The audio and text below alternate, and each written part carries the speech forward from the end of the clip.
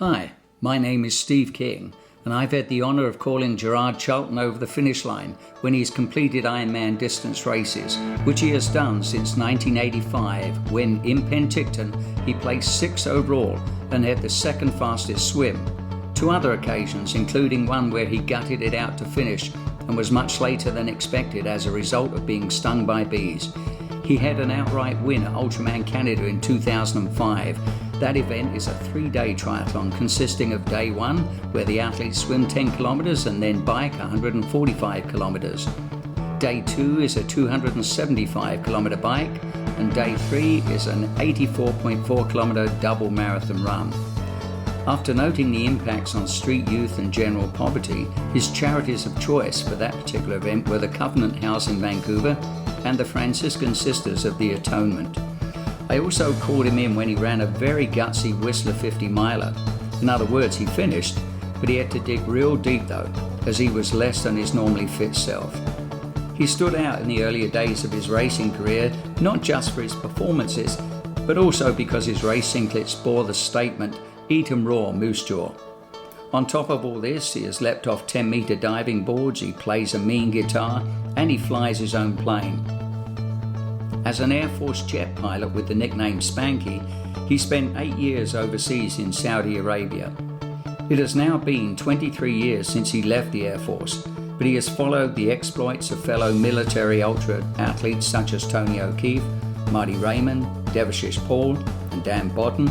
These are Ironmen, Ultramen, and Race Across America finishers, and they and many others have had the pleasure and admiration in following a fellow comrade, as he has now opened up a whole new benchmark in exploring the limits of human endurance and accomplishment, as well as supporting him in making plans and connections and logistics.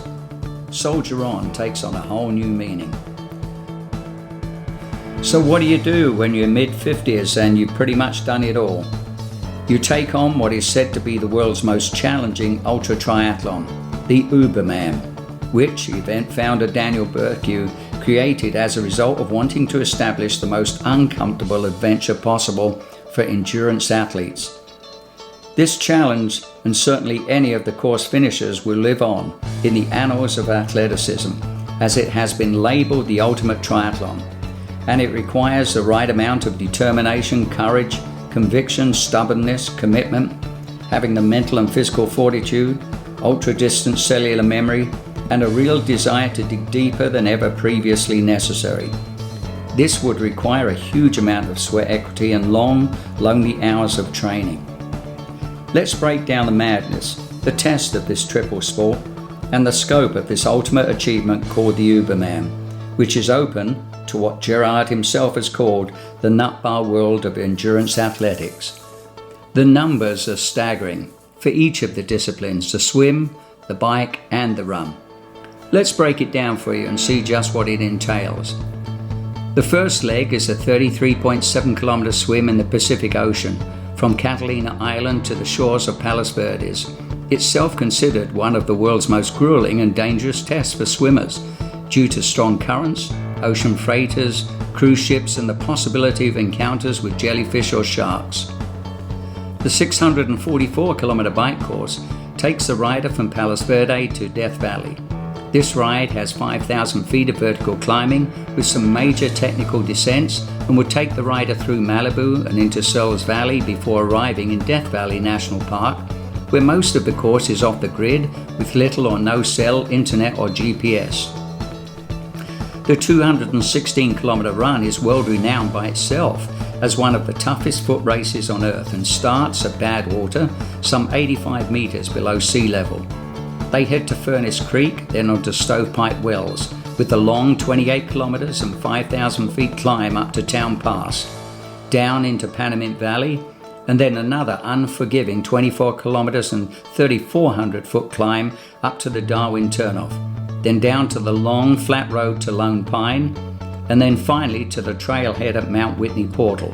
It has many miles of steep incline, not the least of which is the final 21 kilometres and 4,600 feet of climbing from Lone Pine to that finish line, towards the highest peak in the continental USA.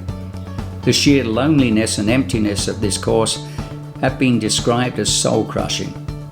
This race does not entail thousands of participants vying for 100 spots.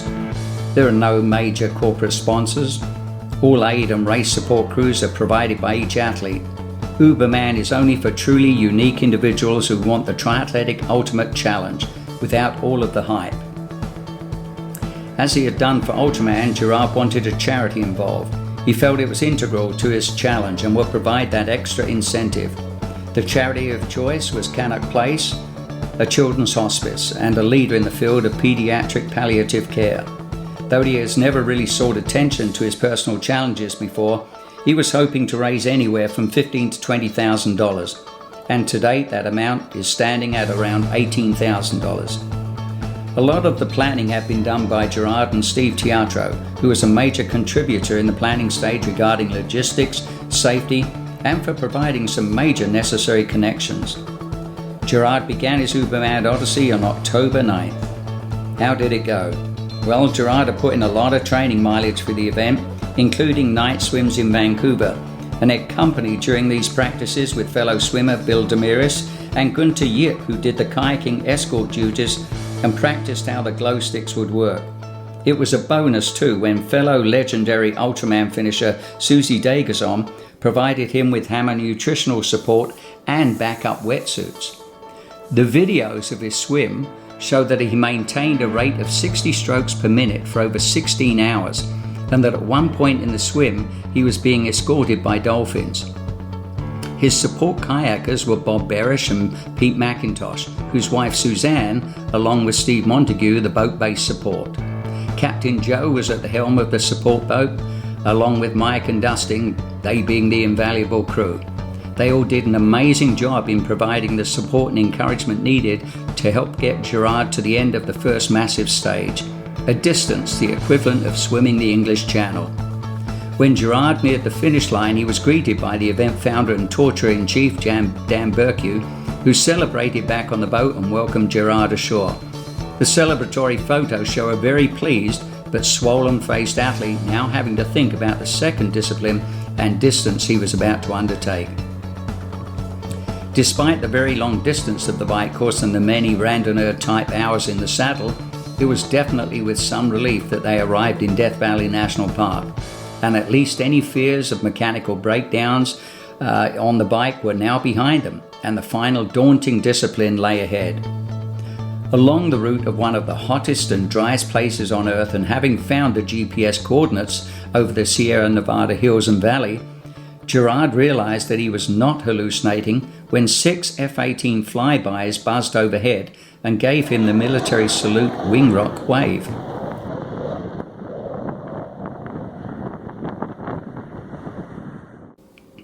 At the time, he was down in the pain locker, and he had been facing 30 to 50 mile per hour headwinds. What a welcoming sight and gesture someone had organized for him.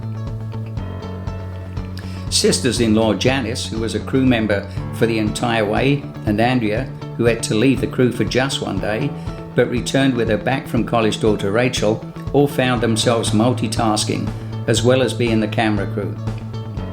They also proved to be extremely needed walking escorts, as he urged on his body in the darkness of night, along some dicey highway sections. At Lone Pine, he met and sat a while shooting the ball with ZZ Top's doppelgangers Steve and Animal, who sadly declined to make the final climb with him. The course ends at Mount Whitney Trailhead, which is often snow-covered, and with a few miles to go, Dan Burkew, the originator of this sufferfest, arrived from Ventura and walked with Gerard to the official finish line at the Whitney Portal. A very fitting way to embrace his arrival and be welcomed into the pantheon of ultra triathlon greatness. There was another major bonus for Gerard at the finish line. His total time for this huge challenge was officially 166 hours 40 minutes, which means his performance was a new record by a stunning 24 hours and 9 minutes.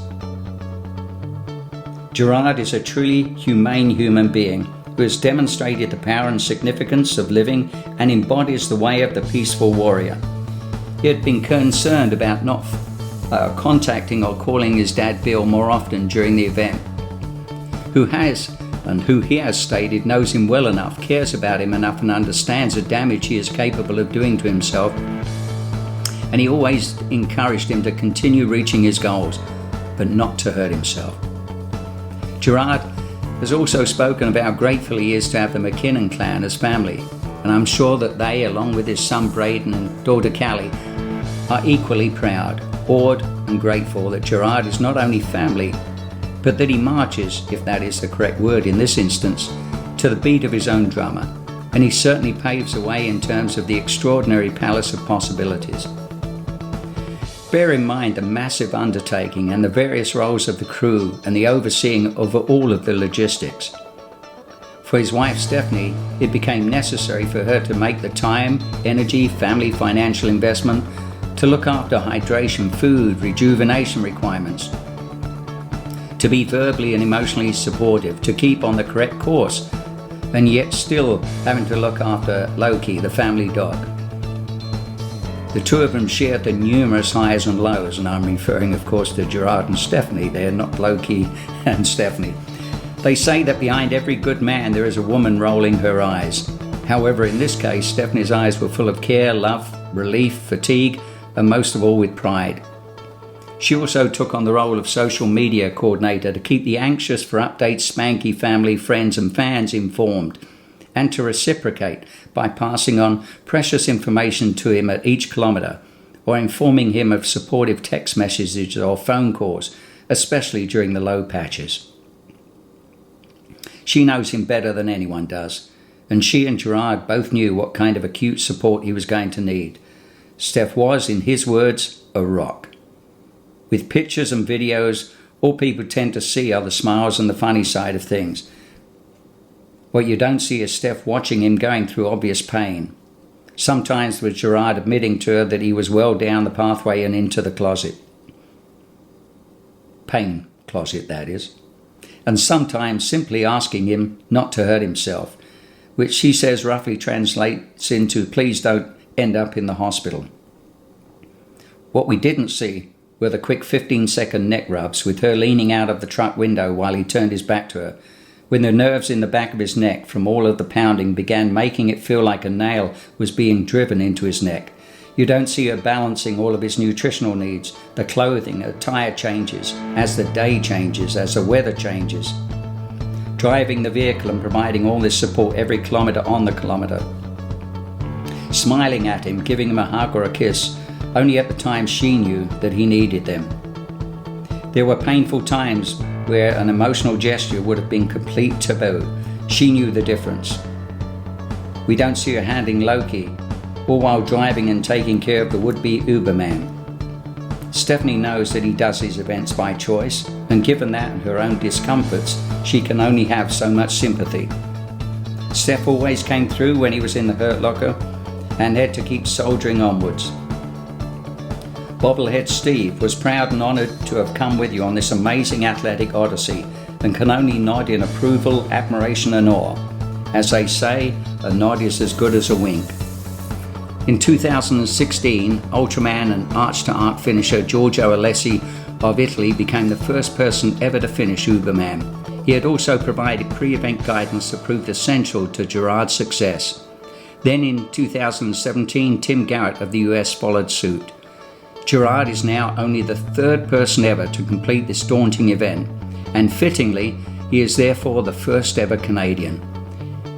His stated Everest climb equivalent was complete. Not to minimise what it takes, but bear in mind over 5,000 have now conquered the Everest summit. Imagine what it would have been like to have been just the third one to have done so. He is, in his own words, one lucky man. He is, in our words, one plucky UberMan. Gerard Charlton, we salute you.